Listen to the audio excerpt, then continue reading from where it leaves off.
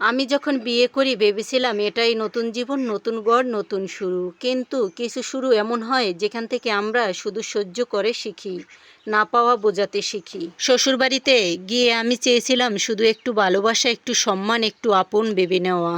কিন্তু যেদিন থেকে রয়ে গেছি প্রতিদিন শুনেছি তুই কিছু পারিস না, তোর মতো বউ আমরা চাইনি, তোর মা বাবা আমাদের কিছু দেয়নি, তুই এই ঘরের মেয়ে না মেহমান। আমার স্বামী যে কি আমার পাশে ছিল, প্রথম দিকে হয়তো ছিল, কিন্তু ধীরে ধীরে সেও দূরে সরে গেল।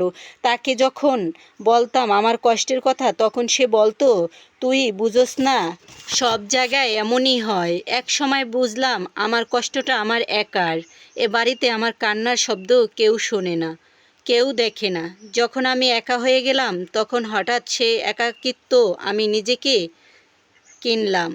আমি তখন ভাবলাম যদি কেউ পাশে না থাকে তাহলে কি আমি নিজের পাশে দাঁড়াতে পারি না?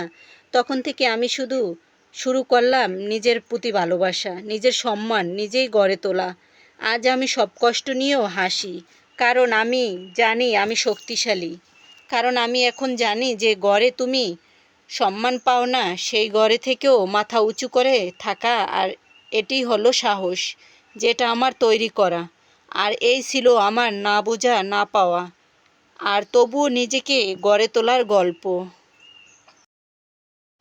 যদি তোমার জীবনটা এমন কিছু কষ্টের হয় তাহলে বিশ্বাস করো তুমি একা নও।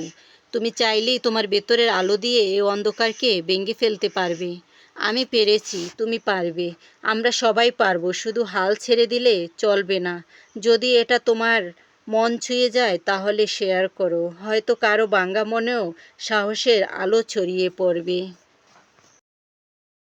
সম্পূর্ণ ভিডিওটা দেখার জন্য সবাইকে অনেক অনেক ধন্যবাদ। এভাবে সবাই আমার পাশে থেকে আমাকে সাপোর্ট করবেন, আমিও আপনাদের পাশে থাকবো ইনশাল্লাহ, কথা দিলাম সবাইকে।